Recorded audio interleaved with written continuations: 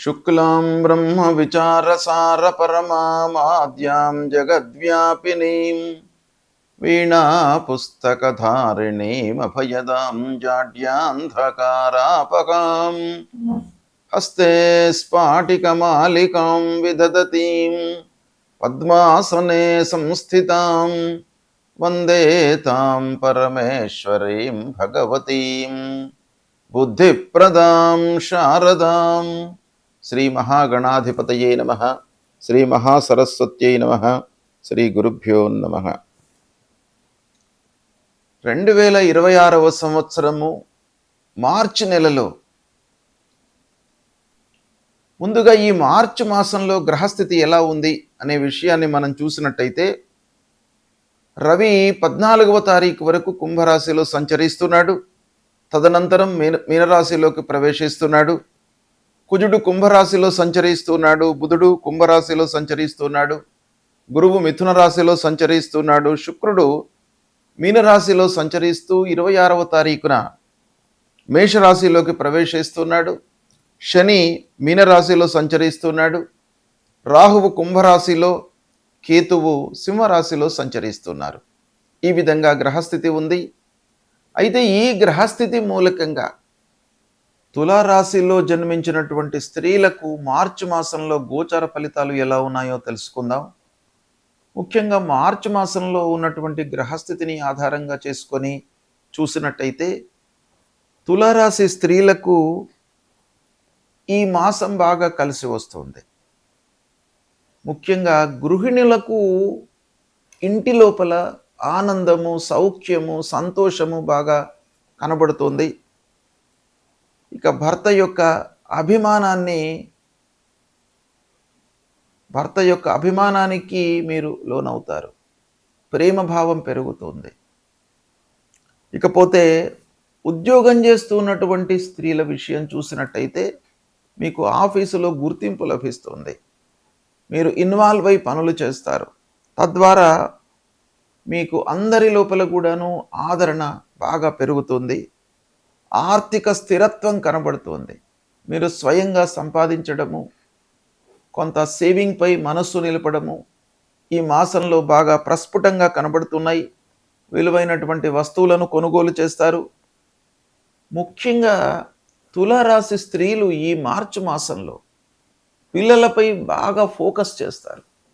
అంటే వాళ్ళ యొక్క చదువు, ఉద్యోగం, సెటిల్మెంటు, వివాహానికి వచ్చినటువంటి పిల్లల విషయం లోపల బాగా ఆలోచించడము, ఇలాంటివన్నీ కూడాను పిల్లల విషయంలో మీరు తగు జాగ్రత్తలు ఈ మాసంలో తీసుకొని వాళ్ళ భవిష్యత్తుకు ఒక మార్గదర్శకంగా మీరు ఉండేటువంటి అవకాశాలు బాగా కనబడుతున్నాయి.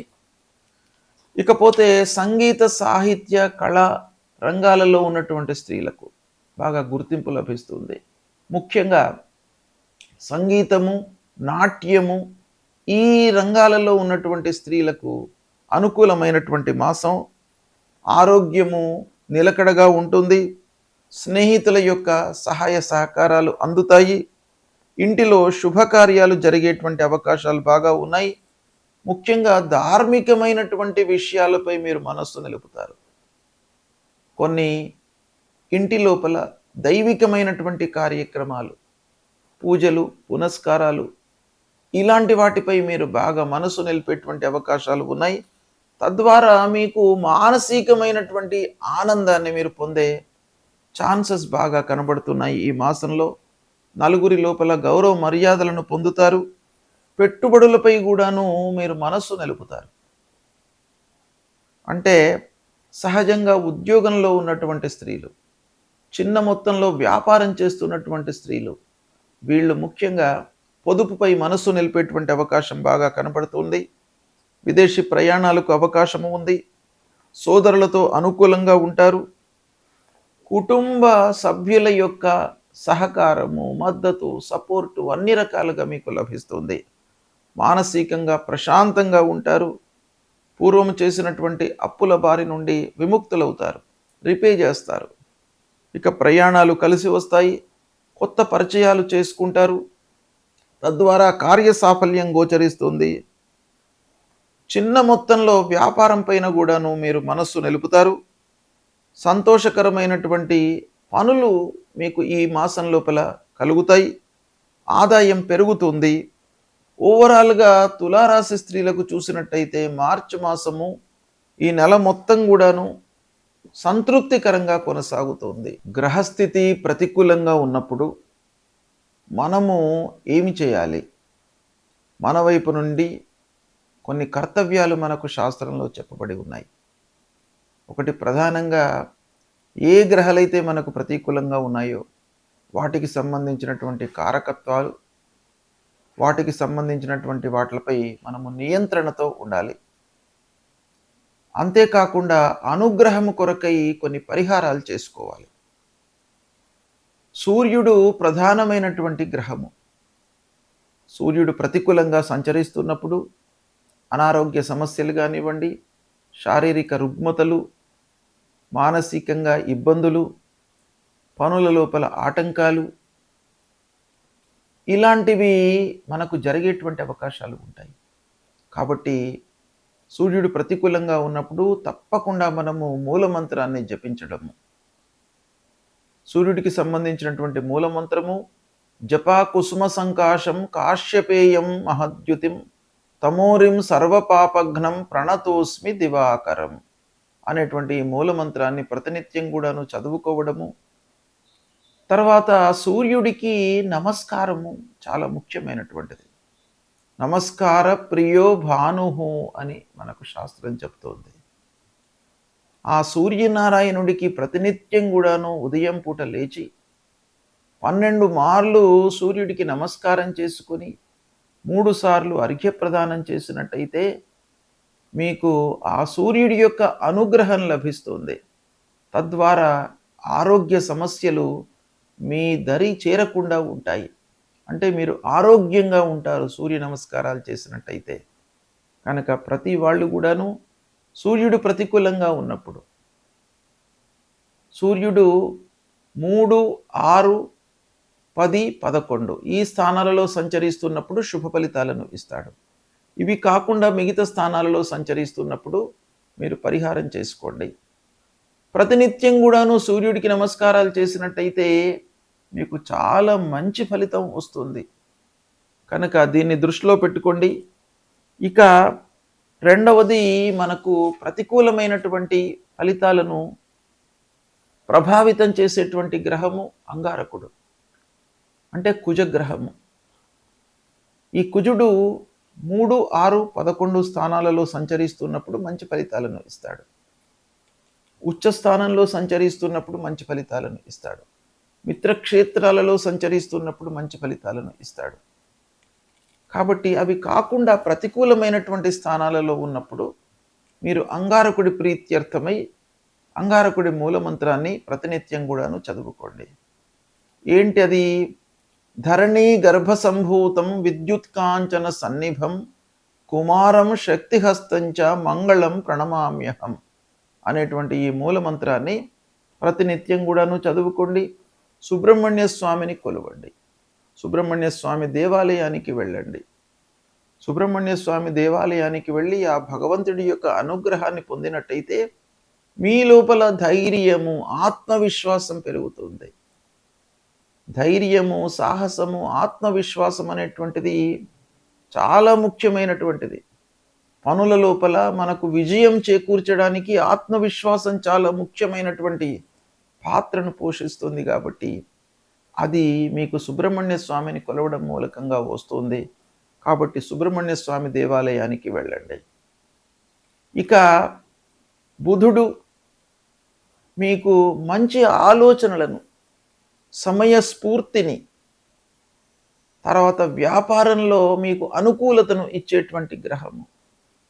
అలాంటి బుధుడు మీకు ప్రతికూలంగా ఉన్నప్పుడు మీరు విష్ణు సహస్రనామ పారాయణం చేయండి. బుధుడికి సంబంధించినటువంటి మూలమంత్రంతో పాటుగా విష్ణు సహస్రనామ పారాయణము.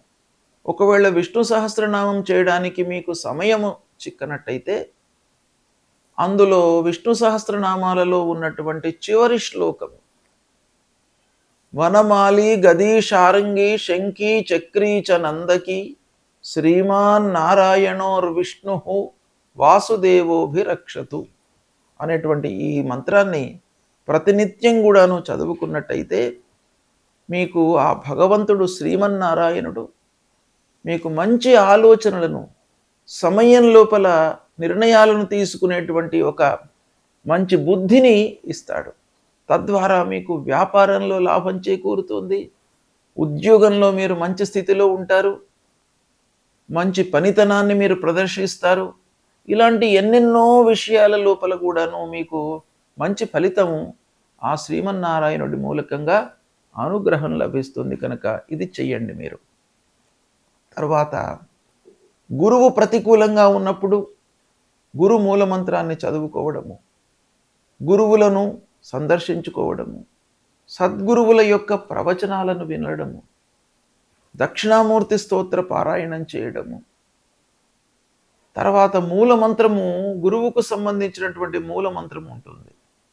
దేవానాంచ ఋషీణాంచ గురుం కాంచన సన్నిభం వందనీయం త్రిలోకానాం తం నమామి బృహస్పతిం అనేటువంటి ఈ మూలమంత్రాన్ని ప్రతినిత్యం కూడాను చదువుకోండి. తల్లిదండ్రులను సేవించండి. ముఖ్యంగా గురువు మీకు ప్రతికూలంగా ఉన్నప్పుడు 2, 5, 7, 9, 11 ఈ స్థానాలలో సంచరిస్తున్నప్పుడు గురువు మీకు మంచి ఫలితాలను ఇస్తాడు. ఉచ్చ స్థానంలో ఉన్నప్పుడు మంచి ఫలితాన్ని ఇస్తాడు. మిత్రక్షేత్రంలో సంచరిస్తున్నప్పుడు మంచి ఫలితాలను ఇస్తాడు. శుభ దృష్టితో ఉన్నప్పుడు మంచి ఫలితాలను ఇస్తాడు. కనుక ఇది కాకుండా మిగతా స్థానాలలో సంచరిస్తున్నప్పుడు తప్పకుండా మీరు ఈ గురువుకు సంబంధించినటువంటి పరిహారాలు చేసుకోవాలి. ఏ స్థానంలో ఉన్నప్పటికీ తల్లిదండ్రుల యొక్క ఆశీర్వచనము, అనుగ్రహము మీకు చాలా అవసరము. కనుక ప్రతినిత్యం కూడాను తల్లిదండ్రులను మీరు సేవించండి. వాళ్ళ యొక్క ఆరోగ్య సమస్యలు, వాళ్ళ యొక్క బాగోగులను మీరు తెలుసుకోండి. వాళ్ళ మూలకంగా మీకు చాలా మంచి జరుగుతుంది. కాబట్టి తల్లిదండ్రులను ప్రేమించండి. ఇక శనీశ్వరుడు, శని మూలకంగా మీకు కొన్ని పనుల లోపల ఆలస్యము, ఆర్థిక సమస్యలు జరుగుతాయి. కాబట్టి శని ప్రీత్యర్థమై హనుమాన్ చాలీసా చదువుకోండి. శనిగ్రహాన్ని నవగ్రహాల లోపల పశ్చిమ దిశ లోపల శనీశ్వరుడు ఉంటాడు. ఆ శనీశ్వరుడికి సంబంధించినటువంటి మూలమంత్రం చదువుకోండి. అదేవిధంగా రాహుకేతువులకు సంబంధించినటువంటి మూలమంత్రాలు, అమ్మవారిని దర్శించుకోవడము, విఘ్నేశ్వరుణ్ణి పూజించడము ఇలాంటివి చేసినట్టయితే మీకు గ్రహస్థితి మూలకంగా కలిగే దుష్ప్రభావము, దుష్ఫలితాలు దూరమయ్యి ఆ భగవంతుడి యొక్క అనుగ్రహం లభిస్తుంది. శుభం.